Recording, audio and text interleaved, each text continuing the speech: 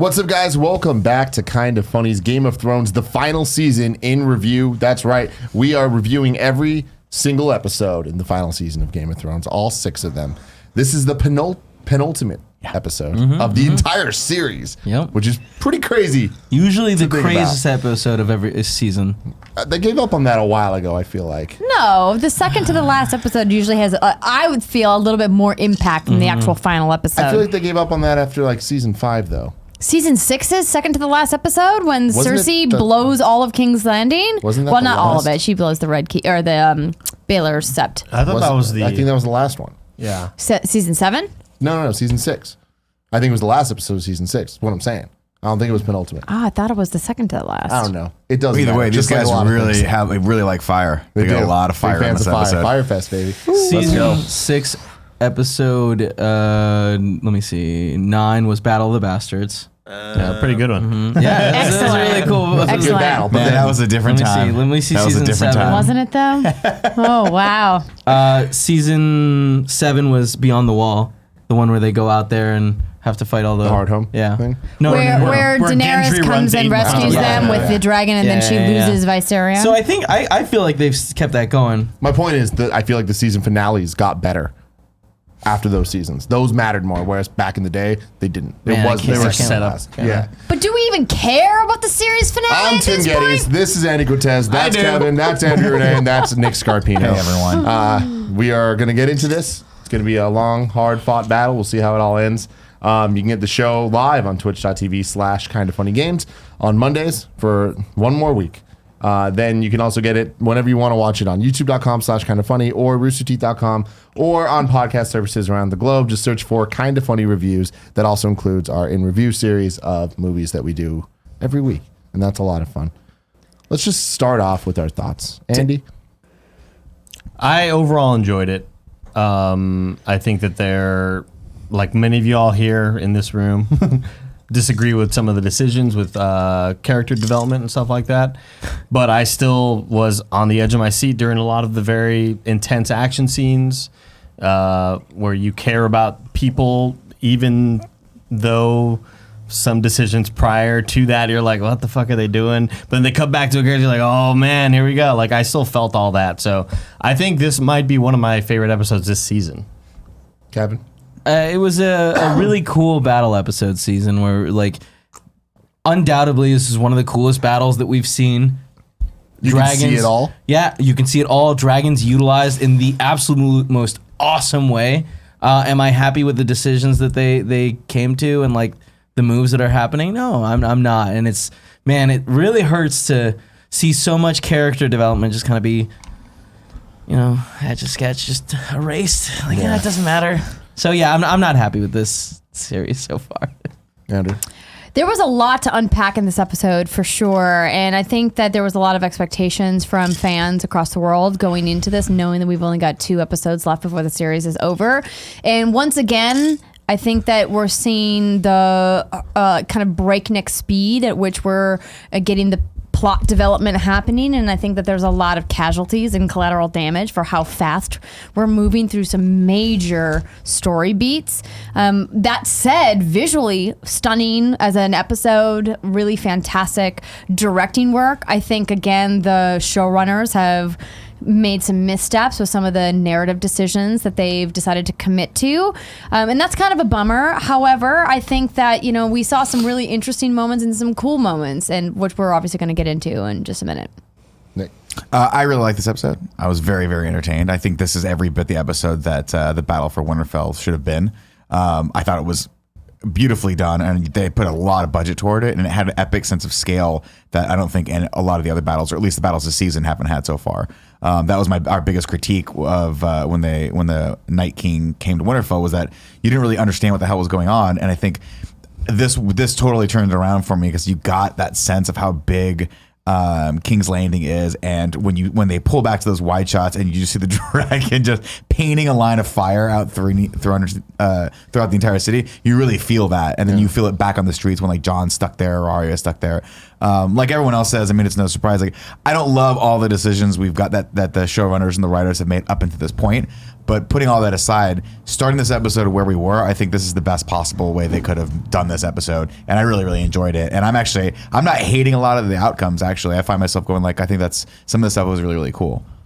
Yeah, I thought it was a cool episode. I definitely think that, with the exception of episode 2, this is my favorite episode this season.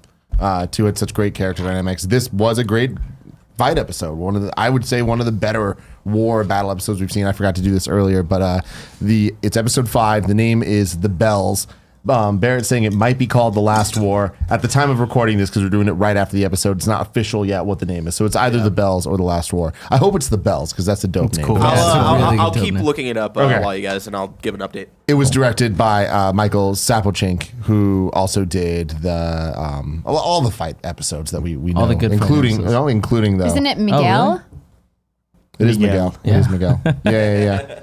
Can't read. And yeah, runtime of an hour and 20 minutes. That honestly, I felt in this. I didn't feel it at all. I thought it was. No, I felt long. This felt Yeah, like I 2 felt- hours. I felt like there was so long. so many scenes of them from people's point of view in the streets and of just fire coming out and burning. It's Yeah. like at some point We it's get like it. we get it. Yeah. But I thought it was really cool. This is a great episode of TV. It's not a great episode of Game of Thrones, and that really upsets me because I feel like so many characters, like where they ended up, like Cersei, for example. Like Cersei and Jaime to me is like very sad. It's so funny because that didn't. I mean, like, yes, I don't love that Jaime decided to leave, but I kind of get it, and I understand like them dying together. I thought that was poetic justice. I thought that was sweet, and like that's what it needed to be. Well, let's not get ahead of ourselves. That's like at the very end of the episode. You guys Yeah, want to start I'm just at the saying, beginning?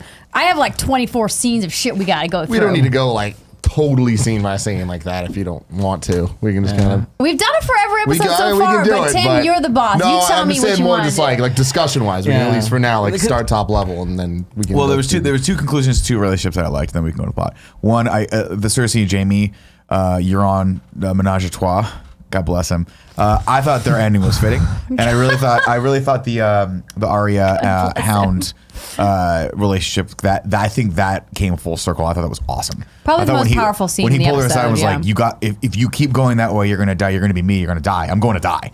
You don't need don't do that. Don't be me. Go the other way. Go do something else. And she finally realizes that this track that she's been on since seeing her dad die, she doesn't need to be on that anymore. Yeah. And I thought that was such a fucking awesome moment. I get that, and you're I right. love but I mean, that's the one relationship they haven't fucked up. But I mean, in my They're opinion, really great. in my opinion, I feel like they kind of already had this moment, and so for them to have it again. But I think her resolve was strengthened after the Night King, and I think she was still on that path. Like when they joined each other on the road leaving Winterfell, she was still in that mindset, and I think he's in the mindset of like, I'm going to change her mind on this.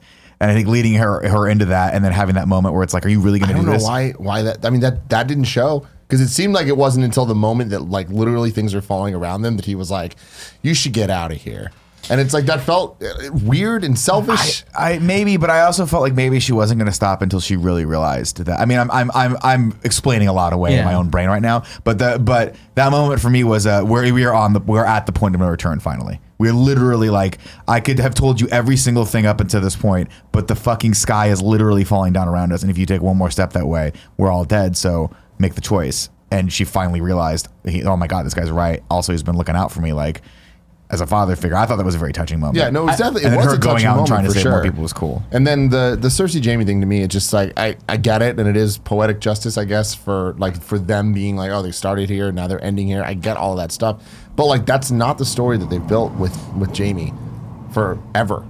And I mean, even Cersei, I'll give Cersei the hand wave because it's like she's crazy as hell. Right. But Jaime 2 episodes ago knighted Brienne. Yeah. Right. But you also have to remember, like, yes, and that was a great moment. And again, if it were me, I would have been like, I would have loved for him to have been able to stay there. But you have to remember also, like, she's pregnant with his kid. Like, that's his baby. And He's never cared about that before. The problem with that is That's not true. Yeah, that's not true. But the problem with that is that he knighted her. They fought and won. Yeah. Then the next episode, he fucks her. The next episode, it's not just fucks her. He like essentially says, "I love you." Yeah. and then leaves. Yeah, but It's I like think they could have that- not done that. but I He think that- knighted her. Like that could have been the end That of could have his been thing. it. We And then didn't if need to you break weren't- her heart. Yeah, like that's so. We didn't need to turn Brienne into a literal weeping mess Yeah, that over was- a like fuckwad of a Yeah. character. And now he just goes and dies with Cersei, and it's like I don't know. And it's like in the like, I feel like one of the least interesting ways. They're just in the like dungeons and everything collapses around them. It's just like wow. All right, cool. Especially because like when they were on the map, it's like that would have Yeah, that would've been more cool, gravitas yeah. and whatever. A lot of weird like symbolism in this, and like the horse at the end and stuff. I don't know. I don't know. Like, I like him. I like him in the crypt at the end. Like no way out. Sorry, I thought it was good. So the episode begins with Varys. So we know from episode 4 that Tyrion and Varys had several conversations back and forth of Varys expressing his concern over Daenerys and her laying waste to King's Landing and saying, you know, we should stop her. She's not fit to rule. And Tyrion saying, I'm loyal. And then this is where, you know, Varys's end really begins. We see him riding a raven about Jon Snow's true lineage, who he actually is as a Targaryen.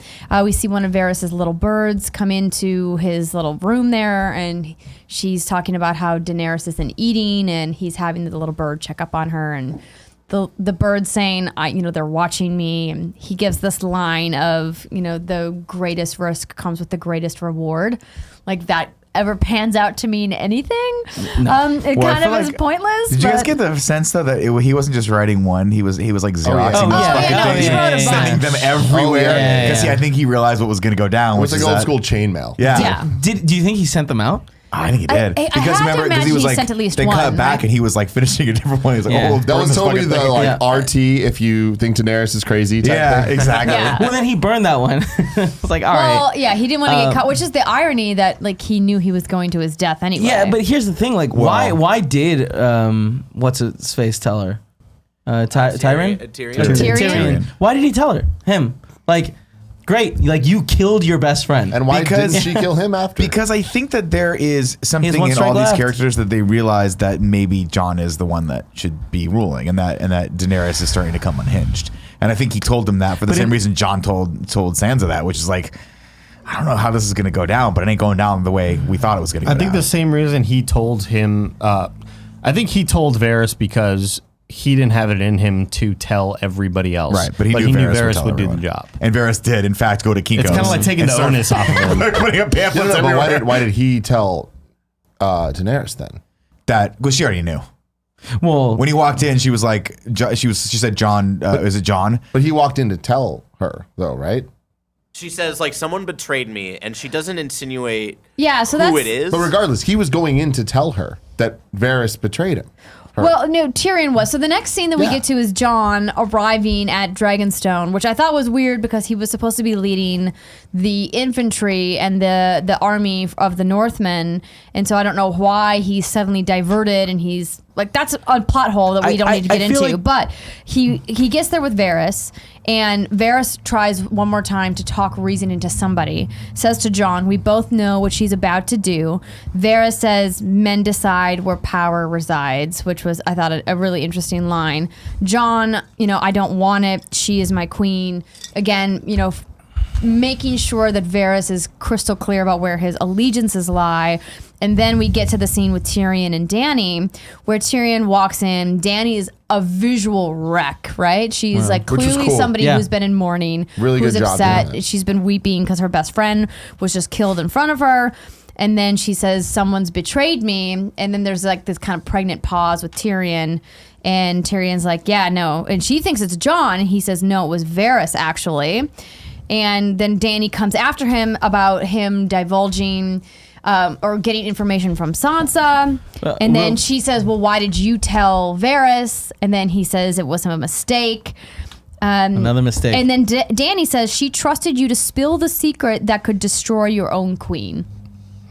And he did. Like, he Yeah. played perfectly into that. And also, like, Jon did betray her. Yeah, I mean, she he brings told that them the roundabout. secret. She even says that, right? She goes, it was John. But I feel like He's the one in that that did it. He's the root of episode, it. when they left that scene between the two of them in front of the fireplace, that he pretty much says to her, "I'm not keeping this secret." So that's the thing is like the word betray gets weird there, but Right. he straight up told her, but like he's still shouldn't have. betraying Yeah, the that was- queen. yeah. 'Cause she Yeah, I gave mean, an order. but he's betraying the queen because she made it very explicitly clear, like, if you do this, this will become it'll become a thing Right. that will be our undoing. Yeah. So just know that the second you tell one person, that's it. We're going to have to come to terms with each other. We're going to have to come, to a head with each other. And he knew that. He fucking knew it. John knew it. John knew going out there and telling everyone that it's going to spiral out of control. And now it has. I feel like the next scene is the next scene where John goes to her and like they like talk, or is that No, later? so the next scene is when Varys is writing more letters, right? Okay. His Kinko's expedition.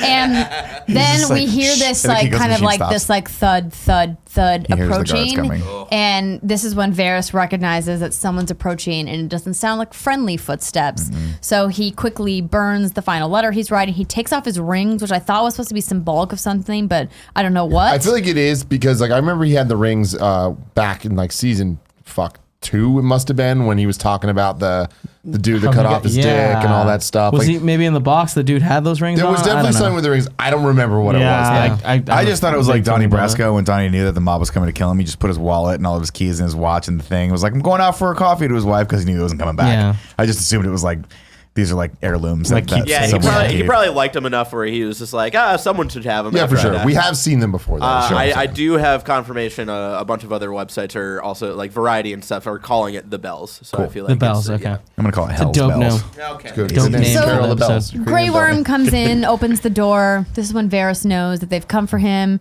They bring him down to the beach where presumably the same spot where Melisandre had burned some people alive when Oh, interesting. I missed those Stannis days. I missed those days. But that was on rolling. the actual beach. Rolling. This looked like it was more on rocks. It's possible, Yeah. yeah. I didn't look at the exact surroundings, but it seemed in similar locations. What I found interesting is like what was Varys' long-term plan? He didn't think he was going to get caught sending these letters and was Right. trying to set something up after, because you can't imagine that he was going to have enough time to stop this. But he also Right? did have his like speech. I think it was last episode where he's like, "I'm like my loyalty is to the people." So Yeah. I feel like even though he knew he was probably going to get caught, he was still trying to do everything in his power to make sure the person who would protect the people is known to be the true heir to the throne. I buy it. Sure. Yeah, that makes sense. And I think also he's looking at the situation going, how do I get out of this in time? Like, how am I going to escape the I think- Dragonstone keep I in order don't. to I don't be think able there to... was any of that. I Right. think that he was like, I'm dying. "Yeah, I'm And dying." so let me get the word out to as many Yeah, people as right, possible before exactly. they kill me, You know. right? So he dies, right? So the Dracarys in this scene was so understated. Like I thought John was going to behead him. It with looked a like sword. that, yeah. I thought that was going to be like a test And of then his we Mostly see good. Drogon loyalty. kind of like creep out of the darkness, and I'm like, I think oh. this was the first shot we saw in this episode that started a chain of a lot of amazing shots. You're like, this is where the budget went. Like, Yeah. Because I was like, Yeah. well, how are they Seeing going the to kill dragon this there. guy? And the camera It just was- spans up and I was like, oh, that's terrifying. really fucking Don't cool. fuck I with loved her. how they did it. Seeing Varys, seeing the like kind of like the look in his eyes change as the dragon was there. I was like, this is really rad. Yeah, great performance from that actor. Did we have, did we, I'm sorry, Conleth, dude with yeah. the hair. did you guys talk about the line he says?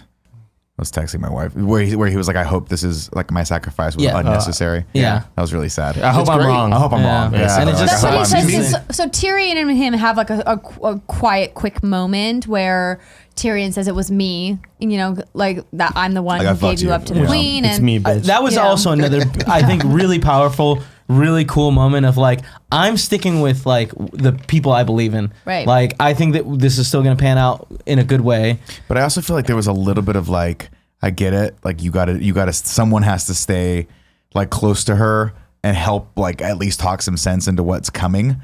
You know, because he kind of had that look like, this is our job. This is what we do. Like, Yeah. you know, this has come to a shitty end for me, but somebody has to be a voice of reason. And like, I'm glad it's you, even though you had to sell me out to do it, to stay close to her, you know? So Right. something I don't Those are understand. two great actors just having that Yeah. one great moment. Something I don't understand that probably has a really easy answer, but like, why didn't she also kill Tyrion? Because I feel like I both have of no them were idea. equally guilty at that point.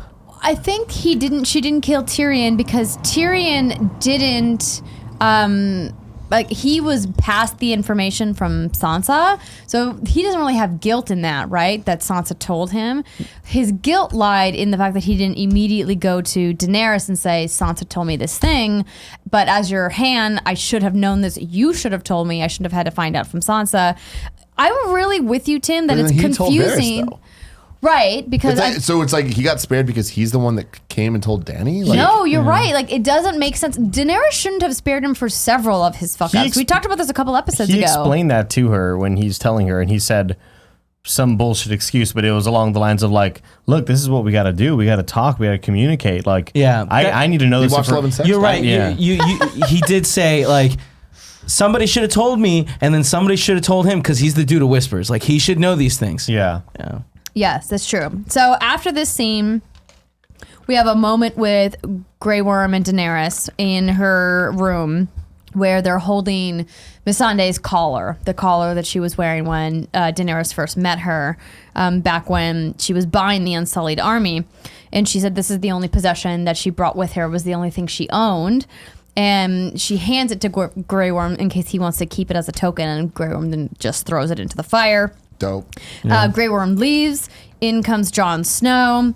They have this moment where Dany is clearly desperately trying to reconnect with him. She needs to say, support. Like, I'm lost, I'm sad, I'm depressed, I feel like I'm alone and no one cares about me. Am I only your queen or am I your lover as well? Yeah. Kind of doing that. Right, Am I and so your she aunt like lover? kind of like For- officer. I think like that whole part of it is not even like where her head's at. Yeah. She's just like, I need somebody to give me some affection because I feel so isolated. Yeah.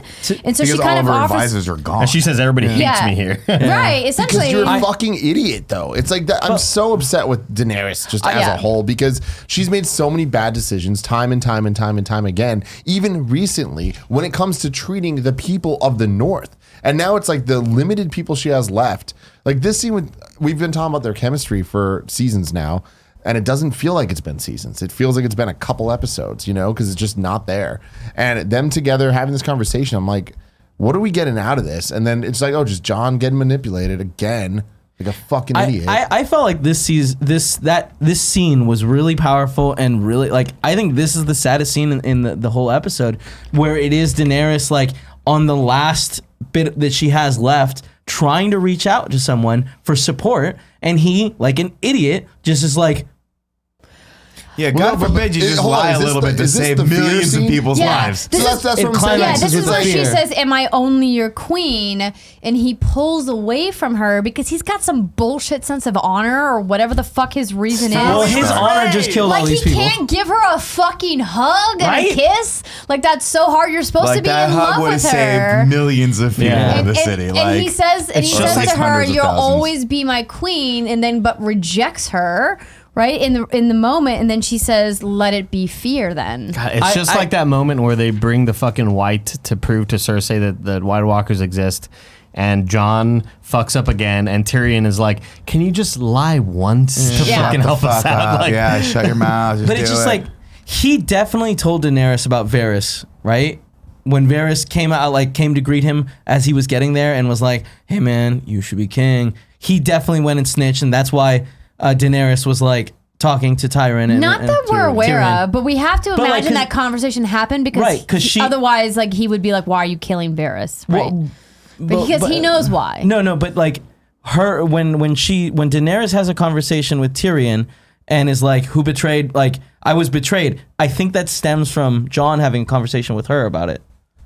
it must like, have. yeah, Otherwise, How right? would she know? Yeah, How I would think she that's know? I think that's a fair assumption for sure. And it just so I think that he would totally understand why Varys got barbecued, and then why is he being so cold to her? Like what is it? I'm he just missing, still feels awkward about a bunch of shit about her being the aunt and all that shit. Yeah, because, but, like, because again- the Westerosi people, right, have a very different sense of relationships than traditional Targaryens do, right? And so coming from the land of the Starks, where Jon grew up and was raised, he has this very like distinct moral compass, which is different than what Daenerys knows, But right? if this is him being uncomfortable, it's his aunt. Like, Why can't he just say that? But no, I don't understand how like it seemed like when Cersei, no, not Cersei, Annie. no, the redheaded sister, Sansa. When Sansa was like, when they were talking to the Vale people, and they were like, "You'll marry Aaron." She wasn't like, "Oh, ew, cousins. No, that's weird." You know, she was just like, "That sounds like a good move." You know, and it's just like, I don't buy this thing that like he's like, "Oh, we're aunt and uncle." I think it's deeper than that, though. I think it's really, he is conflicted about everything. I think he's conflicted about the fact that he knows deep down that he's Aegon he's Targaryen, supposed to be right? like, he should lead. And I think he's kind of looking at her going like, she doesn't have the support of everyone. People don't like her. People like me. I've got troops behind me. Like, I think it's just a complex situation. And I think that like showing her emotion and sleeping with her and getting that intimate in his brain like complicates everything. So I felt like when he pulled back, he was like, we're going to war tomorrow. Like, let's. Yeah, but I just like. But he's just not political. He's not the guy that wants to play the game, and that's like. It's not even about politics. Like, he cared about her in the last episode, right? And in this episode, she is in a terrible place. She hasn't eaten. She looks physically distraught. Right. Like, she's clearly broken. And instead, as she's reaching out, I just don't buy that he would be like. You know, I'm with you. I think the whole thing just feels off, right? It's kind of got like a stink around it that we can't quite put our finger on. The next scene that we get to is in the throne room at Dragonstone. And this is where one last time Tyrion is pleading with her, please don't kill and burn all of these innocent people. These are the people that you came here to save. And this is also him trying to tell her, like, you know, don't become this mad queen that everyone's saying that you're setting yourself up for. So they come to this arrangement where Tyrion says, if you hear them ring the bells and raise the gate, that is the universal sign of a surrender from the city. So please, can you at least agree, if you're going to be insistent on attacking King's Landing and the Red Keep, that if they ring the bells, that you will stop the Give them attack mercy, yeah. and save the people who don't want to fight for Cersei. And then she kind of gives this nod and looks at Grey Worm. Grey Worm accepts that she has commanded this, and then he leaves to go lead the charge on King's Landing. And then we get the scene with Davos. So we kind of fast travel to King's Landing, where we're outside of the city gates, and then the army is there. And Tyrion is there and says, I need to ask you a favor about, Davos being the smuggler that he is, saying, hey, could you get to this point by the Red Keep? If you saw someone there, can you, essentially asking him to shepherd Jaime and Cersei off to Pentos so that they can live out the rest of their days. And this scene, I was just like, but why the fuck do you care about what happens to them? Not only that, but why would anyone in the right fucking mind who has seen this woman burn people alive with a dragon, why would you agree to that? If she found out that you did that, you'd be like, you're dead as fucking Doherty. But the idea was this all happens before any of the battle starts, and they give up, and everyone just walks in, and it's like, okay, there's no need for a battle because Cersei's gone, they have given up, and we're all good. Everything's fine. I wouldn't take that. I'd be like, no, she's gonna find out it was me, and then I hear Dracarys as I'm walking down the street, and just. I don't know if it was mentioned, but also in that conversation with Tyrion and Davos? No, Daenerys, that Jaime has been captured. Yeah, they talk about Jaime being captured. Oh yes, I had your brother was stopped. I have that in quotes here. Sorry, I didn't read that. So she mentions that your brother was found trying to cross our lines. So her guards have presumably captured him. Before we get to that scene, that was such a weird moment too, because it was like, well, why wouldn't he be able to come join the battle if he wanted 100%. to? I don't understand why I would just be like, I just helped you guys win that thing. I'm coming here to fight. Yep. It doesn't make any sense. I think that I get that Daenerys rightly so distrusts. That's true. Jaime Lannister, right? She has no reason to trust him. The fact that he just fought for them. Right. That's a good enough reason. That's the best reason. No, I agree. But did anybody explain that to her again? Maybe somebody should have sent a Raven as to why he left Winterfell in the first place and what his motivations were. But I don't think that her guards would be standing ready to capture him if they saw him. And all he would have to say is, hey, You remember at the last fight when I was there? Like when I I've balled come to out. help here. Instead, for whatever reason, when he gets captured, he tells them the truth. Yeah. And I get that, like, that we have maybe the, we didn't. I mean, maybe Brienne told Tyrion or something about the info. Like, Sure. either way they But got him. again, whenever there's so many like holes to be left out, it just This is definitely shows a plot weak hole. story. There's yeah. a plot hole for sure because like in a perfect world, he leaves Winterfell, he crosses the guard lines of Daenerys' army. They maybe don't know who he is. Then they bring him as a prisoner to her, or at least to one of her advisors, whether it be Grey Worm or Tyrion or someone else. And then they're like, "Oh, we know you." And then there's an exchange between Jeremy and Dany about like, "Why did you leave Winterfell? What are you doing here?" Well, they said they knew that- immediately because his hand.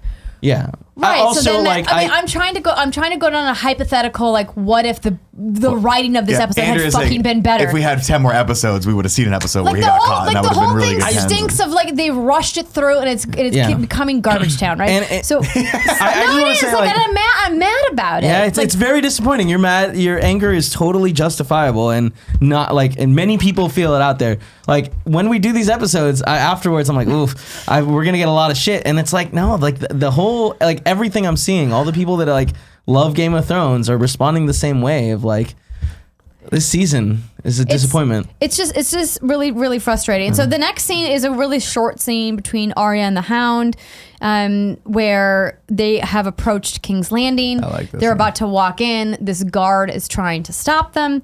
It's like, "Who are you? What are you doing here?" And she's like, "I'm Arya Stark. I'm going to kill Queen Cersei." and kind of the Hound just kind of looks at the guard like, "What are you gonna do? You're gonna try to stop us?" And then we cut away. To Tyrion visiting Jaime. So Tyrion shows up to where they're holding Jaime prisoner. He says to the Unsullied guarding, "I'm the Queen's hand. Like, you can't stop me. I have the highest authority unless you got your orders directly from the Queen," which clearly they did not.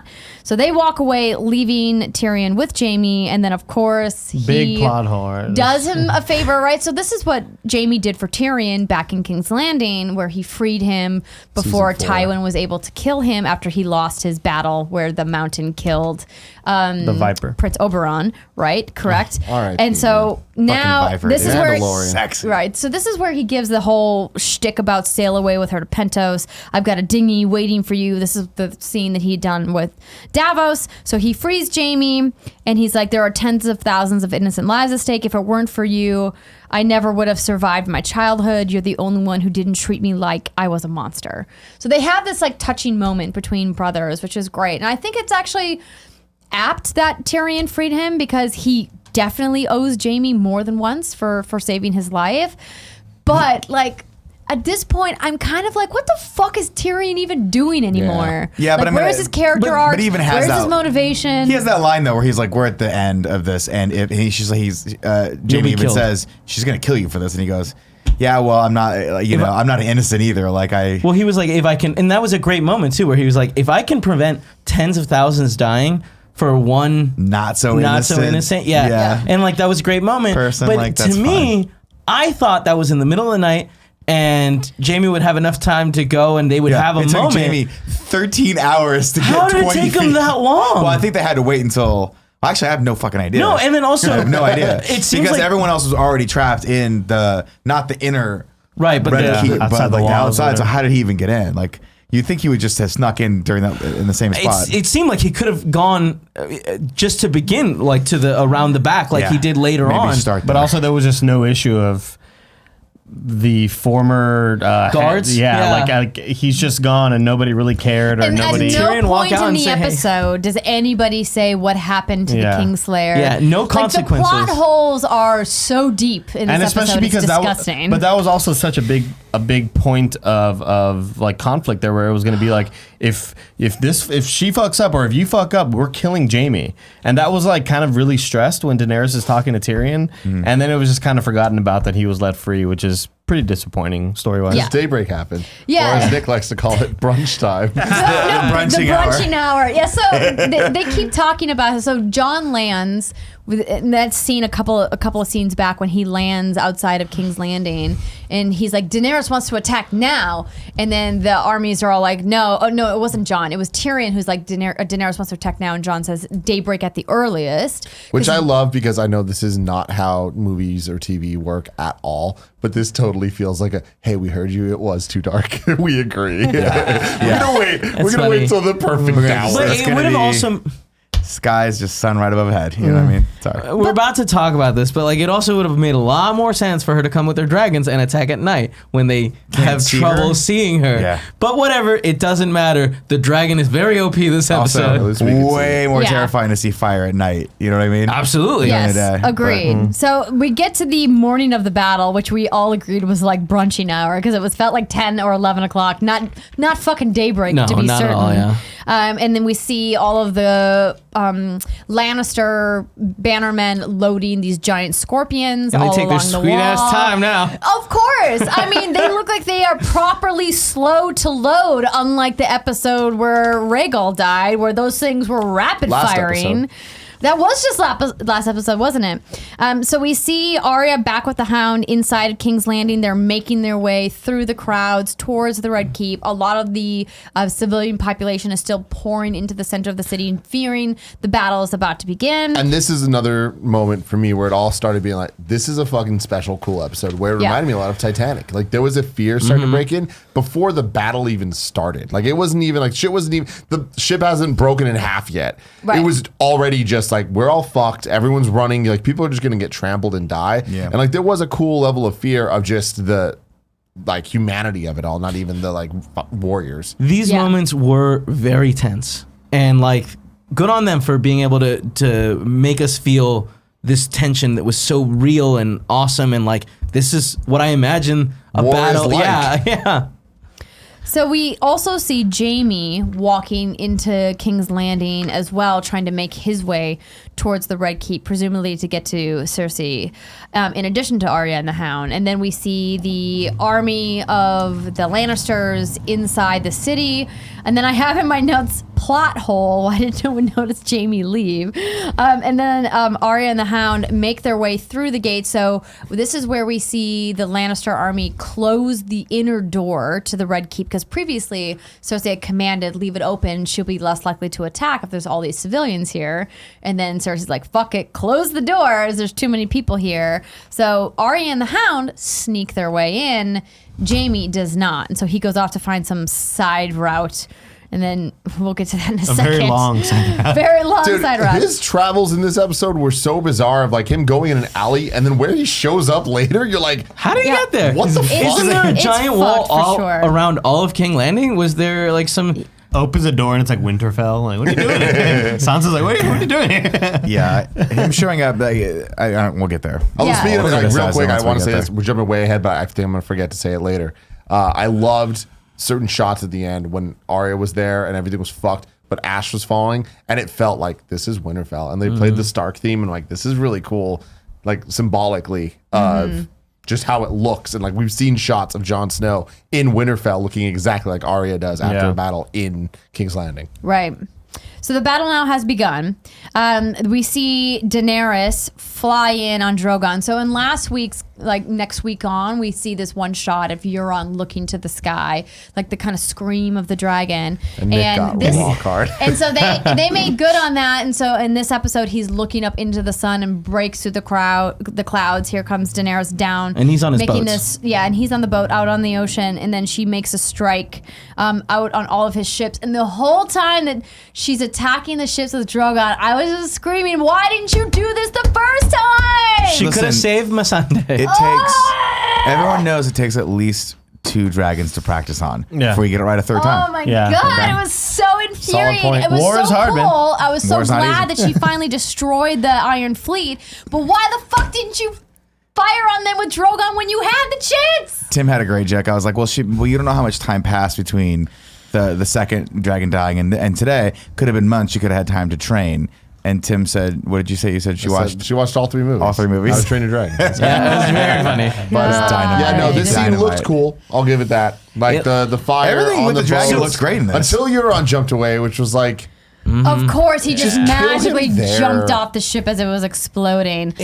Which was dumb. He should have died on the He ship. should have He died on should that have. ship. Because the fact that he, of all fucking places, like, and this is my only real grievance with this episode, is that how the fuck would he it just happened to wind up at that one spot where Jamie just happened to wind up at? That's just poor. That's shitty And we writing. see a wide shot later on of just how far off of the So beach far. the ships are, and he was in full leather It's like jackets. 6 He was miles. like as hot kidding me? topic as possible, dude. You I'm see talking him swam like a 2006 hot solid mile topic. or Yeah. two Even from more the than Barrett. shore. Yeah. Like, it's all a bunch of hot fucking garbage. Yeah, one of Okay, the. Sorry, go ahead. I was just gonna say, I feel like in this moment, this is the first time we see a dragon actually be as badass as everyone has been telling us they are. Because it's like in the last episodes, I was like, oh, the dragons are fucked. These scorpions take them out so easy. And then in this one, it was like, nope, doesn't matter how Dude, many and fucking that is scorpions a you cool have. thing that this Yeah. episode did. I feel like it delivered on every cool dragon moment we've ever seen and upped the ante and gave us all of them. It Yeah. was the moment that the first Dracarys back in season 4 in Marine or whatever.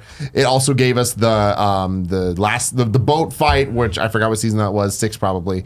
But then the season 7 thing when they were trying to get Attacking at Highgarden? Highgarden, yeah, and like on land came and the dragon just burned hella troops. We got that times 1,000 in this episode. All Yeah. 3 of those things. It which is wasn't really Highgarden fucking though, cool. right? It was the other one. No, it was It Highgarden. was on their way back from they were- Highgarden. no, they had dropped it off was the at- money. it was You're at right. Highgarden, They though. poisoned Olenna and then we're leaving. Yeah, and Yeah. they had dropped off the money, and then they made that clear. Well, but no, it it was just- it was a different caravan that took the money, but the mass of the army was still walking back. Yeah, to yeah, Highgarden. yeah. Like he was like, we had that moment where he had the caravan made it with the money, so we were able to pay off the Yeah. no, not the Iron Fleet, the Iron Bank Fist. from, Iron Bank from Bravos. Yeah. What bothers me about this scene, while it was really cool, I just feel like a world has to have rules that it follows, and in the last episode, it's set up that like these scorpions were a real threat, and they just threw that away, and it's just Yep. like, man. What was the point? Yeah, what was the point? Like, this is a weak story when you use. Because if you have 2 dragons, it's 2 OP. Yeah, Yeah. what's very disappointing. They got about lucky with 3 shots in a row, man. It's like a once in a lifetime thing. No, seriously, isn't that blue, just dude, the burn blue. fucking shit? Like they killed like Rhaegal with these crazy shots, and then like all of those ships they were all magically made flukes, it dude. out unscathed. Yeah. Yeah, I It's was just really like, hoping they it's would be able to. It's infuriating. So I was hoping they'd be able to pull something, some twist or something out of their pocket to be able to neutralize the scorpions, but they just didn't do that. Like one of the things, the only thing I really liked about the battle for Winterfell was when Arya killed. Like that comes out of fucking nowhere, and you're like, oh, that was pretty cool. Like I wasn't expecting that. Like I thought they were dead, and there you go. So I was thinking at some point here we were gonna get something, someone thinking Payoff, ahead and yeah. being like, hey, we figured Yara out a way to coming get out around of these- nowhere Yeah. with an anti-scorpion Something, or I don't know, something. but I like was no, we just hoping- figured out how to fly our fucking No. dragon that we've been flying around for 7 seasons. yeah, I was hoping that there was going to be a nice moment with Yara, like coming in to challenge She was Euron. done. She's done. But So like, many characters there are was done, nothing and there. We'll see her one more time in a final yeah, episode, maybe. like montage of Featurette. everyone standing there like smiling. 20 years Yeah, later. we'll They're see. force ghosts. So I hope we get it 20 years later. I don't think want we to be will. clear, despite the fact that I narratively am very upset with how the episode played out, I thought the scenes were really cool, especially this next one. Yeah, So great moments. We But cut before we get to that, Yes, Andrea, Tim. let me tell you that this episode is brought to you by Liquid IV. Liquid IV is the fastest, most efficient way to stay hydrated. Trying to drink more water? I know I am. Liquid IV hydrates you 2 to 3 times faster and more efficiently than water alone, with an added bonus of vitamin C, B3, B5, B6, and Nick, I know you were asking for this one. B12. Whoa! I mean, what do you I know, dude. Liquid the IV big helps B. people jet lag, helps prevent jet lag when traveling. We'd all use this to our advantage there, right? TSA friendly and is perfect for on-the-go travelers. It helps to keep your skin hydrated while flying and can be used before, during, and after flights. Staying properly hydrated is one of the most important factors during music festivals. It's a perfect way to fight those nasty hangover symptoms. Barrett? I get hungover a lot. You do. You might need to use this Liquid yeah. IV. Non-GMO, vegan, and free of gluten, dairy, and soy. Clean ingredients.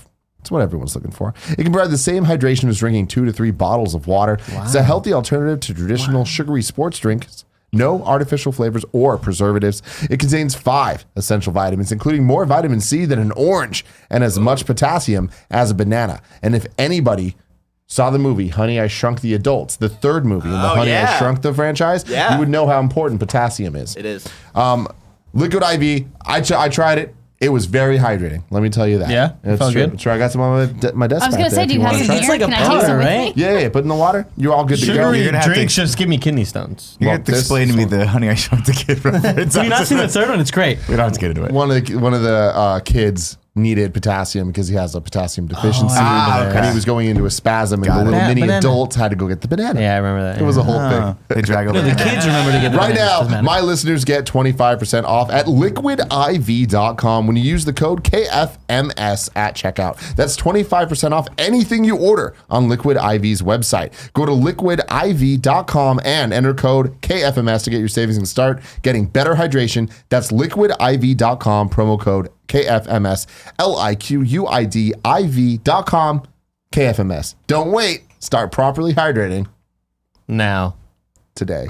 Today. Let's get wet. And next up, Oh God.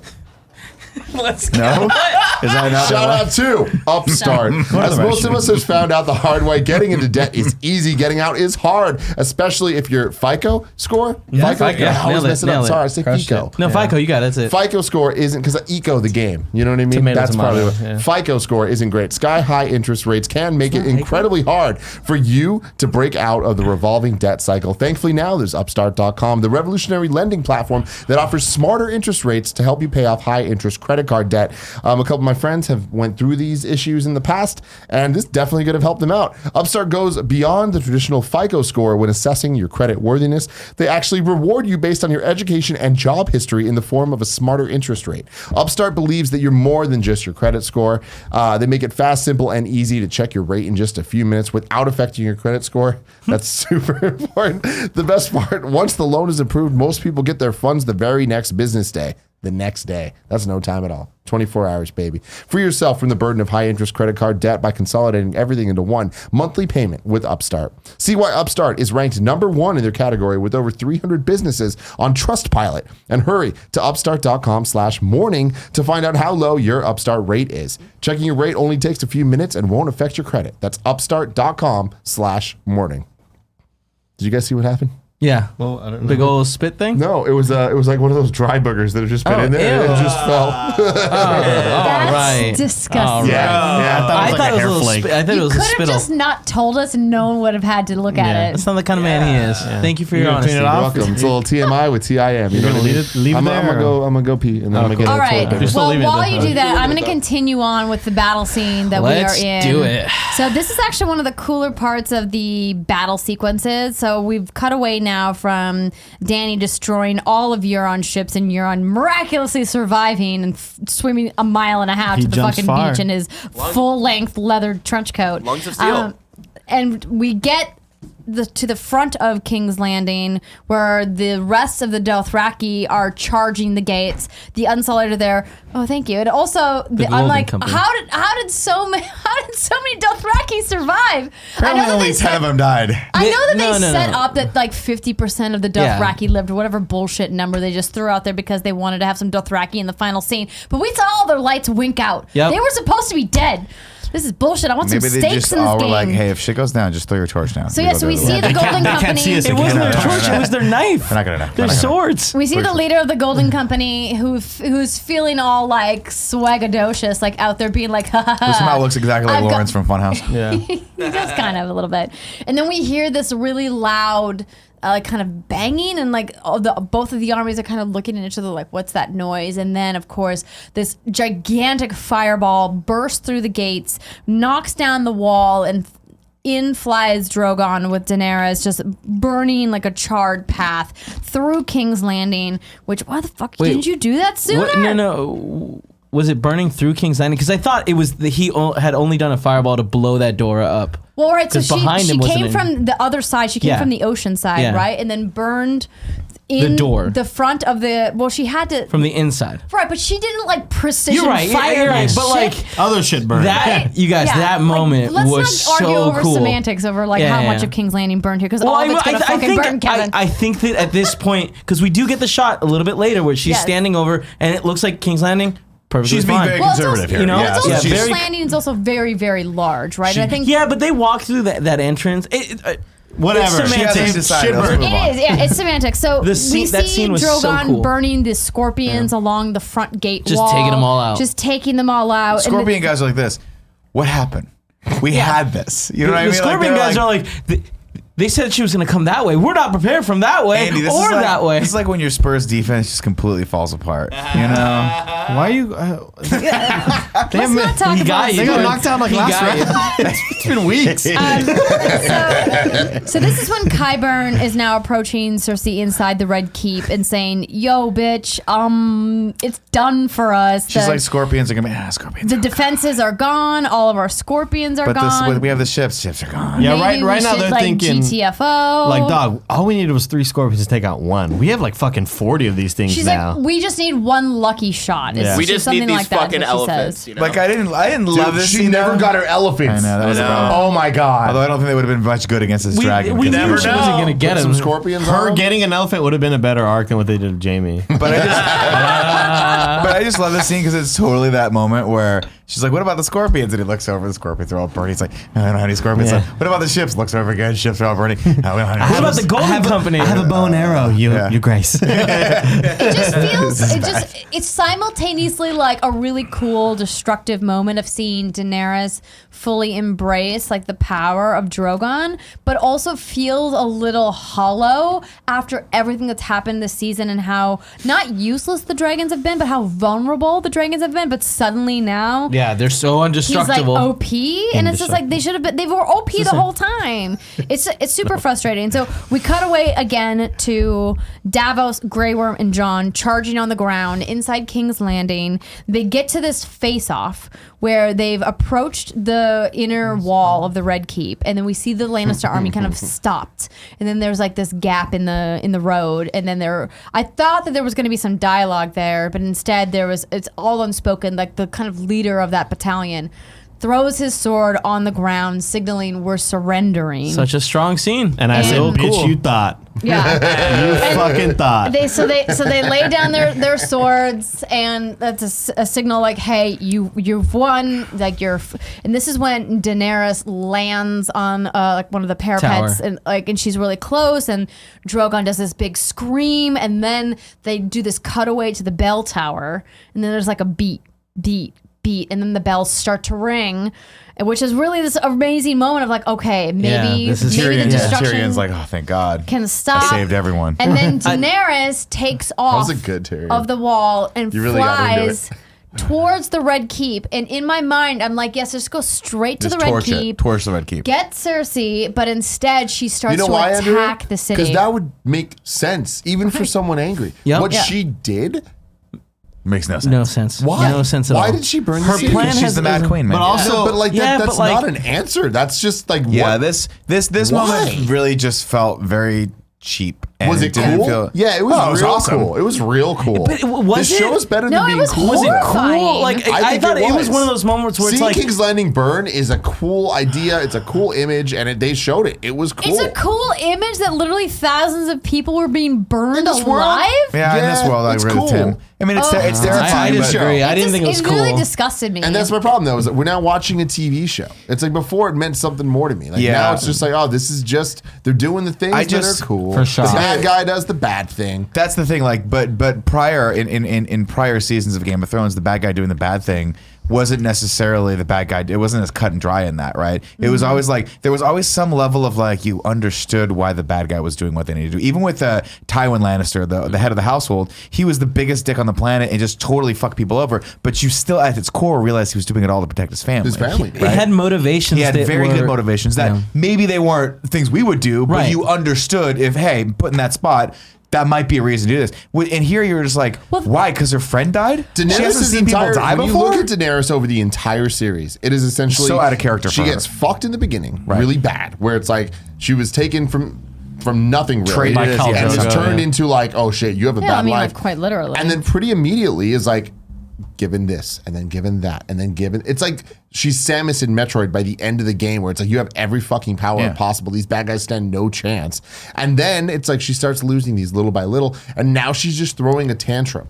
And it's Yeah, it makes no insane sense. that It's they're very doing that. out of character for her. It's almost personally. like they're equating her in some sense, and not apples to apples here, but with Ramsay in that she's just gone. I thought you were about to drop Donald Trump there. No. I mean, how many? Trump into But this. how many One could times? make the parallel. How many But, times like- have we been warned about this? Like how many? Like How many? They've been warning us about like. Since season one. But like the idea that they haven't given exactly. a single hint about her becoming like, you know, the Mad King. That I disagree we're in with like the that. second to no.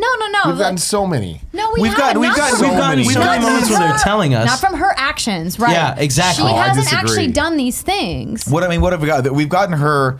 We've She gotten killed the moments where people Tarleys. were like Tyrion's like, hey, here's a moment where you could show mercy, and she goes, no, I have to, as a queen, I have to make the choice of. But that's not madness. That's her saying, I need to show strength, I not don't know. mercy. I feel like so much She's of it never has just done been it. I have everything. I'm just going to burn. I'm always going to burn. I feel like there was that one moment. I think it was 2 seasons ago where they had the same conversation where Tyrion was like, "You can't just go in there and burn everyone because these are the people you have to rule, and you can't. You don't become the thing that you're trying to dethrone right now." And they had those great moments. And up until really this season, I feel like that hasn't necessarily even been a conflict for her. It's a matter of, hey, I'm a ruler. Do I rule with strength or do I rule with mercy? I have all these tools, and sometimes I'm going to get it wrong, but for the most part, I've gotten it right. Here, she literally turned around like a Batman character, was like, my eyes are dark, and I'm Two-Face, and And now I'm also, going to burn everything. You're like, where the fuck did this come from? That's also like the last time we ever see her in the episode.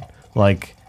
Well, the rest we of it's only just just the see the dragon. dragon. We only from see then the on, yeah. destruction from the ground, which I thought was really Well, interesting. we do Heavy. get one more 'Cause scene she's the with bad guy her now. on the dragon where she is specifically Going towards taking Cersei. the Red Keep down. Right. So like there's that cutaway between Cersei looking at Drogon rapidly approaching the keep, and then he kind of does the circle, and then like one of Dude, the that was towers awesome. from the keep falls. So after this moment, we get to a cutaway with Jon where he comes across one of his own soldiers attacking a female civilian, and he is like tries to push him off of her, like stop, don't hurt her. And then there's this pause when then his soldier lunges at him to attack him, and then he kills his own soldier. It's really an indication that it's all out madness and every man for himself at this point, that destruction has really turned everything about everyone's alliances upside down. Well, This is where we cut to outside the city, where Euron miraculously appears as Jaime is like walking along some weird path on the very edge of the King's Landing or the Red Keep next to the water. And then they have some jabs back and forth about him being the Kingslayer. Dude, And, here's my you want thing. to kill another king? Watching this, like, it love hit Euron. me in my gut where I was Euron. just like, oh my God, Euron is going to take down Jaime? Yeah. Like, do they have the balls to do that Hell to us yeah. right now? And then they did the thing that they did. They had this fight, and it ends with Euron saying, like, I killed Jaime Lannister. I got you. But he I'm the doesn't, man you know? who killed And Jaime it's like, Lannister. It's like, wow, dude, we're ending this show with Euron being the guy. Like, that's the bad guy that we have. This is how they die, and with that fight, which admittedly was tense. But it's like, But also, why did Jaime get stabbed so much? He might as well have not gotten stabbed. right? Yeah, for as long as he survived afterwards. Well, like, It was That's so the- stupid. Like the way where he stabbed him in the abdomen, there's no way he would have been able to physically walk all the That way into far. the Red no Keep. Yeah. way. We saw it. We know how big that mountain is. I know it's like, oh, it's movies, it's TV. That should not be the answer to this, man. And it just like you're totally right. Why did he even stab him so many times? If Why was he even there? he doesn't kill. This didn't have to happen at all. Euron should have died on the fucking boat. Should've died on the 100%. boat, man. Euron has was a scene been a that did waste of not need to space happen. This is character coming this from whole entire number one series. fan. Oh, I have my money. I never told you guys this. You but did. from season Multiple one times. on Season Euron. one. Season Right, one. season one. Euron Dude, we're has gonna get not a been full around. fire one Dude. day. I know. you I know love what? his character just because he's just madness, and I even like that he. I mean, at least he's the one character that was true to himself the entire time. Whereas he's dying, he's laughing, and then just dies. Except because he of it. wasn't he true was to himself wrong. the entire time because the season he was introduced, he acted totally different than Yeah, the it's true. season after. He was smart. He overthrew his guy. And, Oh. Yeah, it's not. It was silliness. It was silliness. him like I didn't like this scene. it's so stupid that he does. Daenerys kills Jaime, right? She collapses the throne on the Absolutely. Yeah. and it's just like what? Then this scene really. It Like, was just. what? It was just It was to be TV. like yeah. It was TV It was moment. just to be like. Let's make sure you know that character's dead, and let's have one more climactic moment where everyone's gonna be tense. And it's like, yeah, it was tense, but like tension for tension's sake is such a bad, upsetting thing for this show. This this show is so good. Like, if he had won, if at the end of like the next episode, Euron and Cersei were sitting on the throne and everyone was defeated, that'd be fucking cool because It would at least have been interesting. It would Right. at least have been unpredictable. And yeah, if he killed Jamie, that would have been like a holy fuck. I still didn't see that super coming. disappointing, but at the same time, it Disappointing. would have been like, Yes. fuck, man, I can't believe Jamie ended there. Like, who knows if he was gonna Yeah. go save Cersei or That kill would have her? been so great.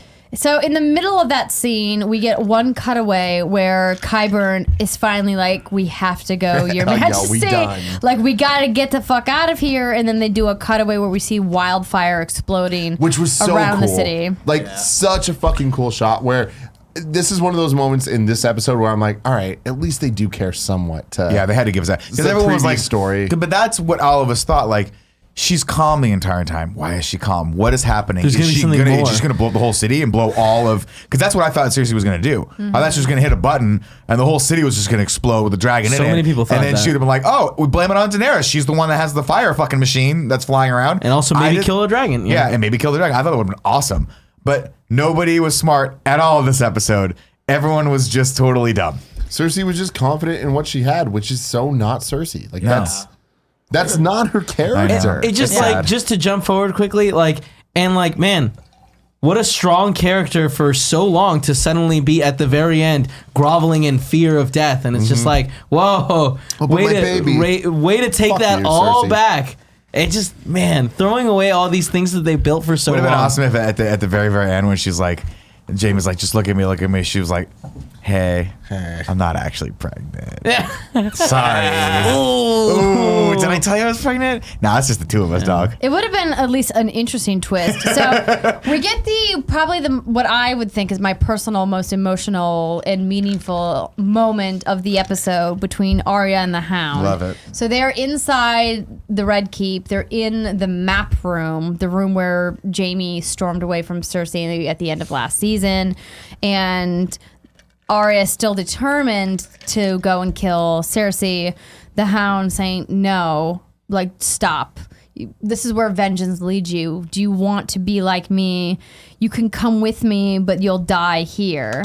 And, like, they have this brief pause, and then she looks at him and is like, you know, says, like, calls him by his name, Sandal, and is like, thank you. It's like the first time she's Yeah. ever Sandor. said his. This Sandal, scene, yeah. while it was nice, it didn't make sense. I don't feel like I feel like she made a decision to become a killing machine of vengeance so long ago that this is who she is. Absolutely. Like what is she leaving to go do?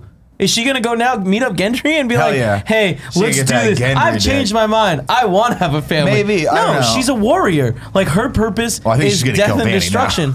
Yeah, I think they've set that up it's too. pretty clear that she's like, oh, I got to kill one But more like, person. what, before I do don't this shit. understand what she was planning to do when she left the keep. I think that The castle, maybe yes. all of the destruction that was around her and that she saw as she made her way in, and the humanity and the crush of humanity of these people just trying to survive as she was making her way into the keep had a really big impact on her. Because the last time she was in that spot in King's Landing is when she saw her father beheaded, right? And so I'm guessing that she's got all these emotions going through, and even though she's got this vengeance, has to have that question in that moment with herself: do I want to die? Is my vengeance against Cersei so strong that I'm willing to die for it? And that's essentially what Clegane is trying to tell her, right? That's what the Hound's trying to be like, yo, like, it ends for you here if you have to kill her. And so she's like, actually, no, maybe I have other things that I want to do with my life. She was the last on the list, though. Like, yeah, the list has been her life. It's been the only thing to keep her sane for what? But I think the other 5 seasons? I think the other important tool was he was like, look what's happening. Everyone's dead. She's dead. Like, Yeah. you don't have to go in there to make sure she's dead. The fucking roof is caving in on And I everyone. don't think he was saying that, though. And that's No. the problem. You're Yeah. right, but that's not the message. The message was, it's not worth it. You need to live. Yeah. It's not that, she's going to die. Don't worry about it. If it was, I feel like that would have Well, been better. I think like thematically, it's like, I mean, obviously, if you're trying to go out for revenge, like you're probably gonna, it's probably You gonna have kill one. you. Right? You have one real job left. So Yeah. So I mean, I feel like I just like this one because I feel like he's always been the sort of like a surrogate father to her, and he finally had that realization that it's great for his character too because he But it's finally not had the. finally. We've had it before. But he had the realization Well, finally, at like least to once. him that he actually stopped her and said straight up, Like, you can't do this. Well, and- every other time has been beating around the bush of like, oh, you're tough, girl, whatever. But finally, he just was like, we got to call a fucking, like, stop with the bullshit.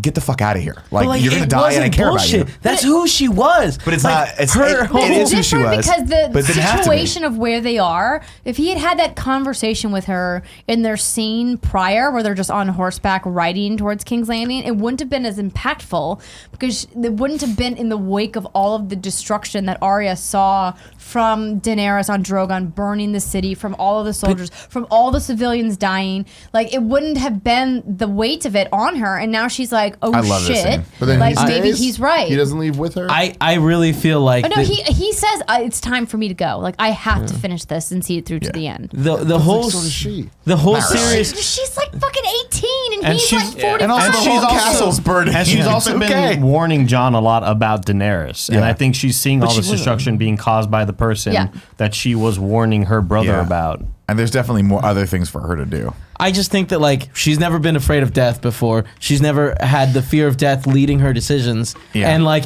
that's what this became. She turned into a little Now, girl. I- at the end yeah. of this I don't- episode. I don't It- think that, though. it was like- I don't think it's that. about her being afraid of death. We She- know that Arya is not afraid of death. I think it's She more stopped of, being a warrior at I this think it's episode. more of like, what can I live for? Yeah, Yeah. it's less about dying and more about dying with no cause or no point. Yeah, what's the point? Yeah. But Like, I Cersei's don't understand. beaten. The point was to. But like the point What do we was say for to death? her to beat Not today. Cersei. Not like this. Yeah. No, I think what they're trying to say with this moment is Not like this. I just think that this love you moment so doesn't much. make any sense for the character they built. I Matrix disagree, but that's interview okay. We coming could up, argue about it baby. forever. Yeah, We sure, still got a little absolutely. bit more to go. So this is where we finally get Cleganebowl, the thing that they've been, leading up to, they've been hinting at. We see Cersei trying to escape with the mountain, with Qyburn and a whole like battalion or whatever of gold cloak soldiers, the Queen's Guard. The ceiling is falling, and we know that the Hound is approaching. And in my mind, I'm like, oh, but there's so many soldiers. And then magically, the ceiling caves in and kills all of the random extra dude soldiers, He kills like three except of them, for though. 2 or 3, right? Yeah, they left a couple alive for him to kill. Just to remind you, he's still a badass. Yeah, he It makes short was order out of awesome. them. It was That was great. good. Yeah. Yeah, so this is a fantastic fight scene where Qyburn, who has been by Cersei's side for so long, helping her pull the strings to become the evil monster that she is today, where he tries to stop because Cersei says, stay by my side. I want your protection. Don't go fight the Hound. And then he looks at her and is like, bitch, you don't own me. Yeah. And then he goes to walk. And then Qyburn is like, you heard your queen. You have an order. Just throws him by the destroys face. Little him. tab that Just throws explodes him his by the brain. It throat. was awesome. Yeah. Holy Just shit. dead. That was so visceral. Yeah. Went out like a rag doll. Yeah. Yeah. The bag of his skull just And explodes. then Cersei goes like this. And Cersei's like, I'm okay, out. I'm just gonna sneak on out here. didn't- You guys work out your beef. I thought was just like a kind That was of kind of weird. Kind of weird for it to be a little comedic moment of like, excuse me, I'm just gonna. But we also got like the moment personified like in front of our eyes of the Hound saying "fuck the Queen." Yeah. That one, like this is that right there. He's like, Yeah. "Fuck the, I don't care about her. I care about this guy Yeah. right here." You know. Right. Well, obviously, we find that this is like the one and only motivation for the Mountain, right? So we cut away from Cleganebowl, and this is where Jaime runs into Cersei. And they have a very brief reunion where he hugs her and is like, oh my gosh. And she's like, you're wounded. He's like, yeah, I know. Doesn't but matter. I'm superhuman. I can get stabbed in my guts and still live. And then we cut back to Cleganebowl. You learned it from Arya. Wait, It's okay. This was the most this little meeting was the most disappointing scene I think in the whole episode for me, because it was like, okay, here we're gonna really see what Jaime's been up to, and it's like, oh yep, Oh, yeah, no. this arc, given up on a everything. beautiful arc that they've built from this, knight in shining armor that That is a we piece of hated. shit. That is a piece of shit, making all the bad decisions, like not giving a fuck about honor or any of that, building him to a character who loses his arm, loses his identity, and rebuilds and just throws it all away to go back to his sister. And at this moment, when we saw it, I was like, oh shit, He's gonna this kill is her. where he broke up A with her. sister that he turned his back on. Yep. in the room that he turned his back at. Try to kill him. 5 episodes ago. Try to kill him. Literally 5 episodes ago, he left her. Because he realized she was wrong. In the last episode, she sent an assassin. That they I felt had- bad for Braun, honestly. Why? Is he going to get his thing? Probably. Tyrion's Who's still going to give alive. it to him? If Tyrion's still alive. Oh, he's dead as doornails after this. Why would he stuff. be dead? No one caught. No, I don't think You anyone don't think knows she's that going the to be Kingslayer went "Hey, out. Where'd that Kingslayer go? Oh, burned. The little guy. Let him out. Dracosis. Yes, it is. Thank you, Nick. I don't know. This whole ending with Jamie and stuff. I hate that we were made to feel sympathetic for Cersei at the end. We were supposed to be happy that Yeah. she died. Yeah. We've been waiting to well- be happy for her death this whole Let's talk about that in a series, minute when and we get now to it. we're kind of meant to feel bad. You know. What about the prophecy? Yeah, so we had Well, he led her down there, so there you go. Nah, Not fuck that that. prophecies matter. Prophecies don't matter. You're right, you but know? like this one nothing should've- fucking matters But in this episode. This prophecy or this though whole has been built fucking up. Season. This show has delivered on it more than even the books has. He led her to a dead end. No, that's bullshit. He led and her you to know a it. dead end that was collapsing. You know that's not even what they were No, trying to imply yeah. there. You're grasping at straws here. So That's we all cut- this episode is. So we You cut don't know, back bro. to Cleganebowl. The fight continues. He puts a sword in him, and then he pulls the sword out. Doesn't work. And then we cut to Arya, who is now in the wreckage of the city after having left the Red Keep, trying to rediscover, why she's there, what she's doing. And now she's just in, fight or flight survival mode, trying to get out of the city as Drogon continues to burn his way across King's Landing. And Then we see- cinematically, I thought a lot of this was very interesting. I loved Absolutely. the Hound Mountain fight. It looked great. Mm-hmm. Everything they were doing was great. I loved the Arya. It was very reminiscent, especially given her outfit and look. She looked like of Jon Snow. The Battle of the Bastards Yeah. episode. Like ash everywhere, her just being like super Saving Private Ryan. Like that stuff was cool. The fact that they intercut those two, I was like, what are you trying to tell what does us this right mean? now? Yeah. Like this is dumb, and like I want to see one of these things through. Like the way that they edited Don't that, give us both. I thought was like very. I liked very- it. But But, why? Because No, I that agree. showed kind of like the duality of what she could have been. Like had she stayed, she would have been died, and instead she got to get away. Disagree. I totally disagree. I think if she had stayed, she could have helped and killed the mountain, and then they could have left. And here's what I would have loved to see: everything's collapsing, and the Hound saves her the same way the mountain saved Cersei earlier by covering her. Do you remember that moment where stuff Yeah, starts but- falling? but the But it ceiling becomes falling, established yeah. that And that's how he dies, sacrificing himself for someone he loves. The last time that we saw these sort of weird, this sort of cut, it just reminded me of when they show the baby and they cut to Jon Snow to let you know, hey, Jon Snow was that baby. That's like the sort of Yeah. same vibe I got. It was like, is Arya the Hound? Like, I know it's not. goodbye. Like Yeah. It was weird. It's, I didn't mind it. it's some interesting directing choices to be sure. So then we cut back to Cleganebowl, and now it's coming to a finale where the mountain sticks his fingers It's just in the Oberon thing. the Hound's eyes like he killed Oberon, and that moment was so tense. And the whole because we time care when, about the Hound. when the Hound Because was the Hound had stabbing a him in great the story. neck. Out of all the characters, I Yeah. feel like the Hound actually had an arc that they committed to throughout the entire series. And here we are seeing all of this, and him dying in the fire and all that. It's Love like it. good for you. But also, man. but not Yeah. die. You're realizing he can't kill it, and he has to just take it into the fire. Yeah, because he stabs him in the Stabs him in the eye. fucking Doesn't face. do He's shit. like- Thinks that it's going to kill him. It clearly I'm does happy it not, didn't. because No. I mean, at least in the books, they don't really say it as much in the series. That what Qyburn has done to the mountain has really turned him into almost like an undead, zombified 100%, version yeah. of himself, and there's a lot more magic around He it. also doesn't have a in head the book than it does. in the books.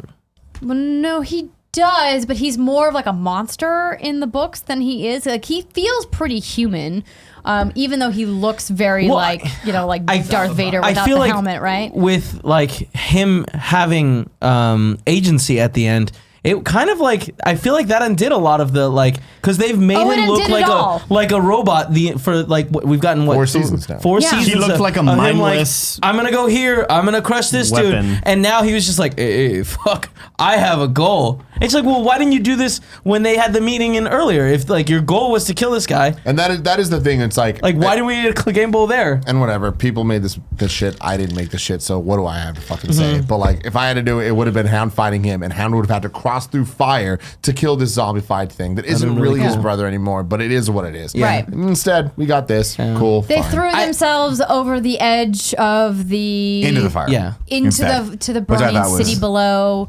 There's to be no That's thematically question, like relevant. they were fell from such a height that neither of them were to survive, Yeah. right? Yeah, the mountain not being a zombie though. It's like No, I get that, but I mean, just like him going toward the thing that at like least ruined his that's life. What I'm saying. Hound's To shit, finish they the did story, great. I thought was great. Mountain, I not still so think great. that like there was a very obvious thing that could have happened, which is, the youngest daughter, Arya. Arya. But no, but I mean, if Arya went into Arya- that fight, if she would have Arya- died. If Arya went up there, helped somehow, they beat the both Night King. they both pushed him out. Just Yeah, apparently They both- the and she mountain's goes- tougher than the Night King. now Arya goes into the this thing where he was like, you can't go this way because of vengeance. She goes instead to save him.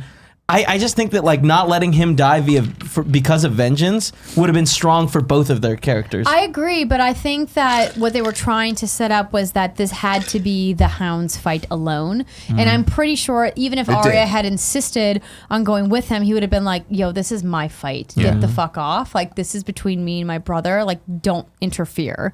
And I think she would have respected that and not interfered. So I think it makes sense that Although Arya at the was not same part time, of that fight. They did bring up that Arya leaving Hound to die. And he's like, if I was dying, would you leave me again? She's like, yes. If she didn't, that would have shown a lot of growth. Right. That would have been great. Yes. So after we cut away from this scene, we're getting towards the end of the episode. We find we have like 20 John- minutes of her walking around. Right, we have as John everybody and explodes. Talos. 20 minutes. And it's just like, man, I'm glad she was there. Otherwise, it wouldn't have mattered as much, right, directors? Well, we get first a scene between John and Davos, who are on the ground trying to pull their forces back because they see it's clear that Daenerys cannot be stopped and that their own soldiers are going to die at her hand because she doesn't realize the destruction that she's causing on the ground. And so they try to retreat and call for a fallback with all of the remaining forces that are loyal to Queen Daenerys. And this is when we cut to Arya, who's got this crazy makeup with like this blood just streaming down her face. stunning. Like ash all over her body. She's clearly just like trying to survive. She's by this giant tower that's now cracking and is about to fall. She manages to escape Wasn't into it a secret the room. bell tower? It was one of the I bell think it was one of the bell towers. Yeah. It which might is have been cool. the bell tower. Because I like that. Bell where was it's- on the ground. This is the problem with me only watching the episode shot. once because we're recording this literally Stop the immediately record. after watching Delete the the episode. file. Let's watch it one more time. But she finds her way into this little alcove where there's some King's Landing's like civilians hiding there, and she sees the mother that saved her from being trampled with her daughter, and is like, you guys can't stay here, it's not safe, you have to keep moving, we have to get out of the city. And they're like, we can't go out there, there's just death waiting for us out there. And she's like, no, we have to keep moving.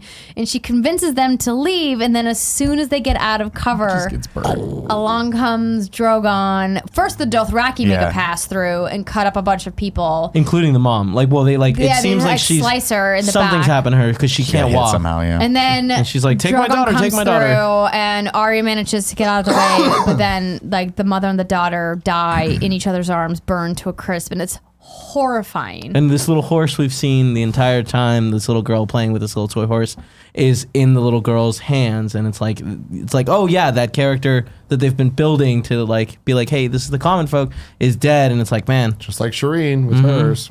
oh yeah, it horse was, too. Yeah. it was really almost physically like upsetting how they just killed so many innocent people in this part of the episode. It was necessary though. It wasn't necessary. It was necessary to create the villain us to hate now that is Daenerys. Daenerys. Yeah, but I Right. mean, and you mentioned also like it's crazy that Arya was there, but we had to see it through her eyes. We had to see firsthand, like He was the being mat. sarcastic. What's that? He was being talking sarcastic because shit the about- directors in the post-credit thing were like, it only matters when you see a situation through a character we care Oh, about's got eyes. it, Like, got it. Yeah, no fucking shit. No, but I mean that is true, and honestly, that impacted it a lot more. Like we saw it through John, but where they're setting up that Arya is going to be like, we got to kill her. Yeah. we had to see all that stuff. I liked all that stuff. I liked that. I mean, she was dead wrong about people leaving that fucking Yeah, building. that's, why did they do that? Why'd they have that scene of Arya I going think she was there? she was trying to be heroic, and it just didn't work out well for I'll her. lead all of you, but I'm just dragging these two out with me. Yeah. Oh, immediately dead.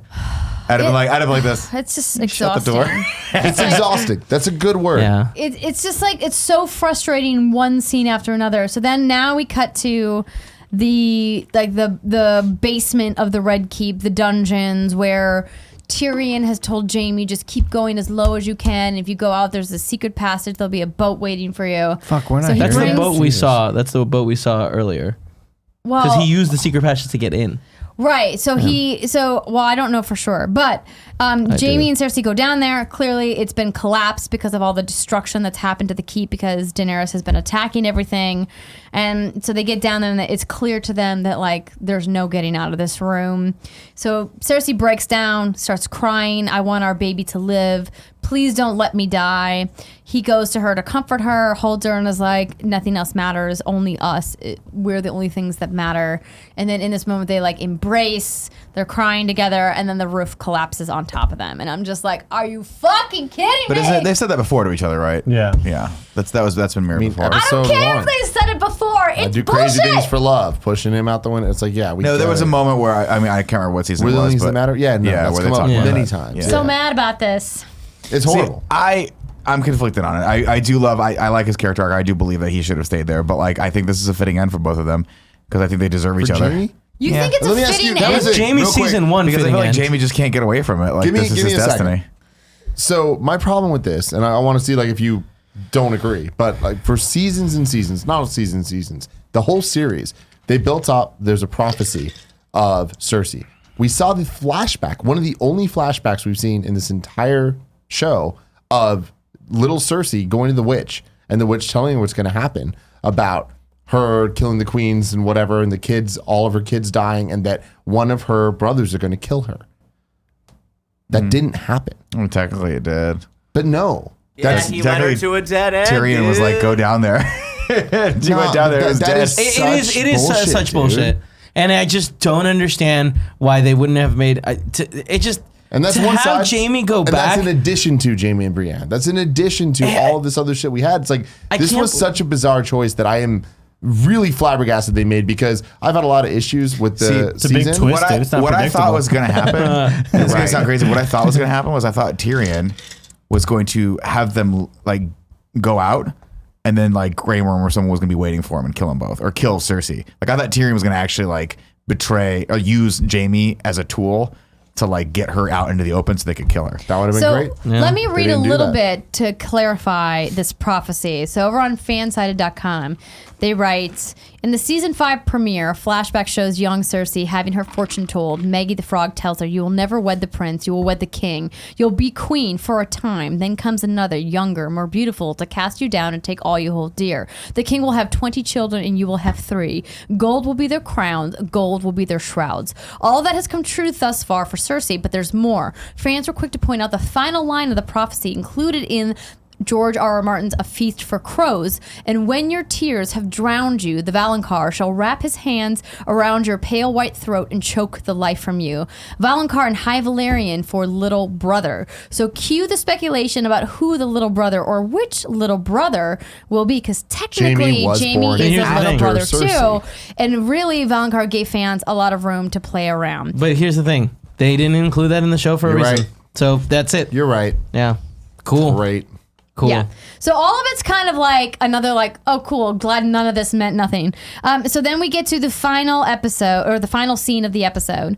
And this is with Arya looking at the ruins of the city after just seeing this mother and this daughter be burned alive, essentially. And then this random white horse appears. We assume it's like one of the Dothraki horses because it doesn't have a saddle on it, but it does have a bridle and or a bit in it. And so she gets or grabs the horse and gets on the horse and starts to ride out of King's Landing. And this is essentially like the end of the episode. And I'm like, what the hell, man? It's supposed to be a So the death metaphor, count. man. So here's the thing: white horses are like, you Daenerys know, had a white the horse? red apples of this type of symbolism and fantasy and all this Sure. shit. Death What on was a- that supposed to mean? Death on a pale horse, I think, Like, is what they were trying to. What are aim you at. doing here? Like them, that was so on the nose great one, and Barrett. so just like, yeah, we're ending this episode with this like Here's our drawn out hero. moment of just here's things happen. Like here's the one character left that is the hero that we built up, and then a white horse, a literal white horse. Hell yeah. Yeah. No, I don't know. I don't know, man. I mean, I like the Saying imagery, it- but you're right. It's 100% on the nose. Yeah. And, like, it's cool. Maybe it means something that we're all that's eluding us, but I can't wait till these guys start writing Star Wars movies. You know.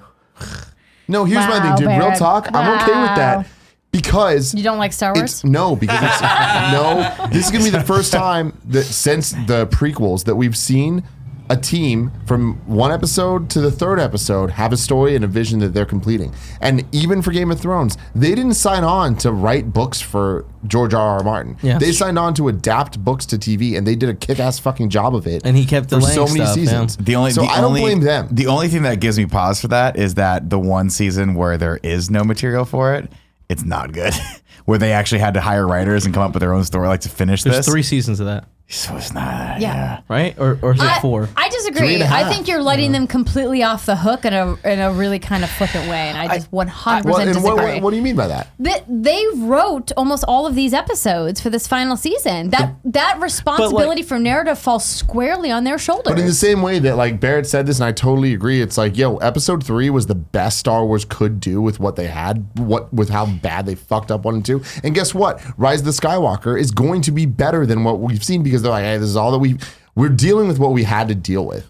It's like that doesn't mean shit though. Well, but the strength of these guys is adapting someone's really, really good work into TV. Like that's unquestionable. Looking at the last couple seasons, they're not as good a writers as George R.R. Martin is. So Yeah. like the fact that they don't have him, like as the stuff started running out, like the fact that they've screwed this last season up so royally, given everything that was set up, is just it gives me a little bit of pause. They write to see what they dialogue can really do. well. Yeah. I'll Yes. say that. Right. No, I had never thought about the way that you just brought it up, and that does make a lot of sense.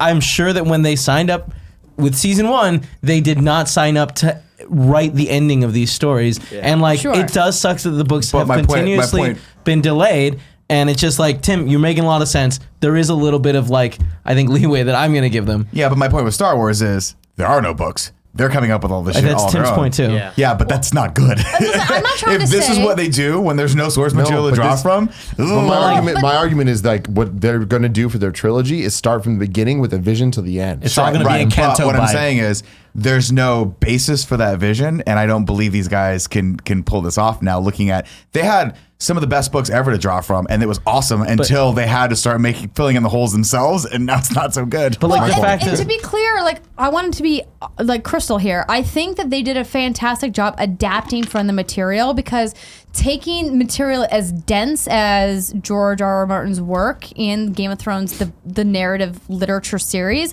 is really tough to translate into TV without making it incredibly boring for many episodes. I think clearly what this season is suffering from is the breakneck speed at which it's happening because they haven't properly set up everything, which is leading to these gigantic plot holes everywhere and then making these rushed decisions that don't feel earned. I disagree because I feel like that was last season's thing where like, it was like rushing a lot. This season doesn't feel rushed. This season feels like a reaction to what's happened before it. And I thought season 7 was good. It had fast travel issues. Besides that, I thought the story choices they made were sound. And season 6 I thought was amazing. Up there with my favorite seasons. And that was in them entirely. And then season 5, it was boring, but it led to good places. And we wouldn't have had season 6 and 7 without it. Going back to 1 to 4, 1 to 4.5 was based on the books. 4.5 on was a little mixed. 4 was one of my favorite seasons too. I think 4 and 6 are my favorite seasons. So who put this above season 3? I think the frustrating thing is that because it's on them, especially for this last season, there were so many threads that felt like they had obvious endpoints of like how we end these people's arcs, and they haven't really done that. Like you said earlier, the only person they've done that so far with this season is the Hound. And so I feel like the fact that they were given they were pretty much like set up to hit a home run and they haven't, and that's why I think They're definitely not finishing strong. That's for sure. I think that the problem is that like too many of those are like easy answers, and they're trying to do something that's Maybe crazy. subvert expectations. Yeah, exactly. And it's Maybe. like, and that's a great way to end this episode, Yeah. ladies and gentlemen. Subverting expectations. What everyone wants to hear in our favorite franchises. Just watch Lord of the Rings, man. Just It's watch good. Lord Shut of up. the Rings. Just No, really. Tim, Yes, the Lord of the Rings is a far far superior piece of cinematic you know what you should do? filmmaking. You In should go every get- way. You should go get that dead army that we haven't talked about for 2 books, but we'll just bring him into the 3rd book for no fucking reason, and he'll save the day. It's great, dude. That's good storytelling. Fucking nailed it, Nick. Goddamn, Clicks is better. You have no idea what the fuck you're talking about. Tim, do we have any last reference to it in the Cut first the book? show, Tim. fan submitted Barrett. reviews or any of that? There isn't any. Okay. Yeah, because we're recording today. Yeah. I hope you're enjoying this. Bye.